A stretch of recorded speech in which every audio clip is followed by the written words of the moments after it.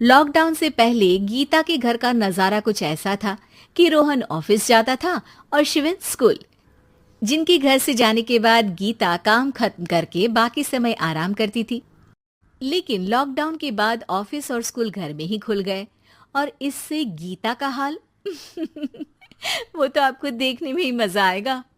शिविन, ओ शिविन, महाराज उठने के लिए क्या 21 तोपों की सलामी लेंगे? अरे बिस्तर से बाहर निकल, ऑनलाइन क्लास स्टार्ट होने वाली है।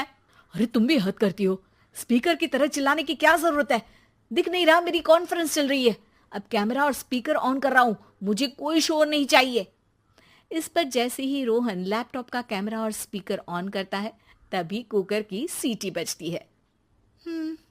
करा लो अब इसे चुप। लॉकडाउन नहीं हुआ, मेरी मौत का फरमान जारी हो गया। दोनों बाप बेटे ने नाक में दम किया हुआ है। ऐसा बोलकर गीता वहां से शिविन के कमरे में पहुंच जाती है, जहां शिविन अभी भी सो रहा होता है। ओ आलसी, अब अगर 5 मिनट में नहीं उठाना तो आज तेरा गेम और यूट्यूब कैंसिल। माँ की बात सुनकर शिविन बिना 1 मिनट गंवाए उठ खड़ा होता है। उठ गया, अभी नहाकर भी आता हूँ। ये नाटक कहीं और, मुंह पर गीला कपड़ा मार और पढ़ने बैठ। शिविन की ऑनलाइन क्लास स्टार्ट हो जाती है, जिस पर गीता उसे वहां बिठाकर रसोई में चली जाती है। थोड़ी देर में उसे कमरे से कुछ आवाज सुनाई देती है, जिसे सुनकर वो कमरे में वापस आती है। हाय राम, तुझे क्लास अटेंड करने के लिए बोला था, कैमरा ऑफ करके बिस्तर पर नाचने के लिए नहीं बोला था। मम्मी मुझे कुछ समझ नहीं आ रहा, आप बाद में पढ़ा देना ना, वैसे भी अटेंडेंस तो लगी गई है। हाँ हाँ बेटा, जरूर बन जा। तू अभी से हम सबका बाप बन जा। अरे नहीं मतलब कहाँ से लाते हो इतना दिमाग, और पढ़ाई करते हुए ये चला कहाँ जाता है? नाइस क्वेश्चन, दिमाग से पूछकर बता दूंगा। शिविन की बातों से परेशान होकर गीता उसे मारने के लिए जैसे ही आगे बढ़ती है तभी वो कमरे से बाहर भाग जाता है। अब शिविन आगे आगे और गीता हाथ में चप्पल पकड़े उसके पीछे पीछे पूरे घर में दोनों घूम रहे होते हैं। इसी बीच वो रोहन के पास पहुंच जाता है और शिविन को मारने वाली चप्पल रोहन के लैपटॉप पर जाकर गिरती है। ओए माँ! मम्मी, अब पापा को चप्पल मार रही हो? वो आज तक के रिपोर्टर, चुपचाप जाकर क्लास अटेंड कर ले, नहीं तो अगली तेरे पीछे लगेगी। इस पर शिविन वहां से चला जाता है, जिसके बाद रोहन गीता से कहता है, इस सर्कस के लिए कुछ बोलना चाहोगी?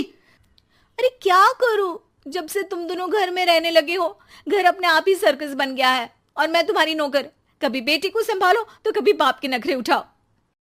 इन्हीं सब उथल पुथल में दिन बीतते रहते हैं, जिसमें हर रोज घर के अंदर कुछ नया सियप्पा खड़ा मिलता है, जो ज्यादातर शिविन और रोहन के ऑनलाइन स्कूल और ऑफिस से रिलेटेड ही होता है।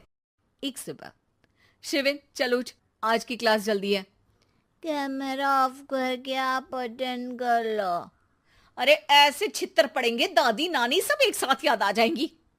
गीता की लाख मशक्कतों के बाद क्लास तो खत्म हो जाती है, लेकिन उसके बाद शिविन फोन इस्तेमाल करते हुए इंस्टाग्राम रील बनाने लगता है। रसोड़े में कौन था? तुम थी, मैं थी, कौन था? कौन था? हाँ, मैं गरीब हूँ, मैं गरीब हूँ। अरे ओ गरीब के बेटे, आजा, मैं बनाती हूँ तुझे गरीब। मैं बताती हूँ रसोड़े में कौन था। पढ़ाई करने बोलो तो इनकी माँ मर जाती है, और ये पागलपंतियां जितनी मर्जी करा लो। गीता शिविन को डांट रही होती है, तभी रोहन बीच में बोल पड़ता है। अरे बच्चा ही तो है, इतना गुस्सा क्यों कर रही हो? बेटे का साथ देने की इसी एक कोशिश में अब शिविन के साथ साथ रोहन भी गीता के गुस्से की सूली पर चढ़ जाता है। अगर बेटे पर इतना ही प्यार आ रहा है तो इसे क्लास अटेंड क्यों नहीं कराते, इसका होमवर्क क्यों नहीं कराते? उस समय तो बहुत जल्दी मीटिंग आ जाती है, वो काम मैं करूं और यहाँ इस बेफिजुली की चीज में तरफदारी करके बन जाओ महान। हे भगवान, कोई तो इनके ऑफिस और स्कूल खुलवाओ, मैं इन्हें और घर में नहीं सह सकती। अरे कुछ और मांग लेती, क्योंकि तुम्हारी ये विश इस साल तो पूरी होने से रही, कोरोना। हाय नास पिटे ने जिंदगी ही बर्बाद कर दी। खाए कोई पचाए कोई, कल मुझे चुन चुन कर सबको मेरी बद्दुआ लगेगी। उन्होंने दुनिया का और इन बाप बेटे दोनों ने मेरा जीना मुश्किल कर दिया। गीता वहां से चली जाती है, जिसके बाद रोहन शिविन से कहता है, अरे तुम्हारी मम्मी इतनी भड़की हुई क्यों है? आपकी वजह से पूरा समय घर में रहते हो और उस पर कोई काम कराने की जगह बस ऑर्डर देते रहते हो। अच्छा बेटे, सारा इल्जाम मुझ पर? पूरा दिन तो वो तुम पर ही चिल्लाती है। हाँ, मतलब दोनों का 50-50 है, कुछ करना पड़ेगा। वो कहते ना, make the best out of worst. I have an idea. वैसे तुम्हारी माँ सही कहती है, बहुत जुबान चलाने लगे हो, कम बोला करो।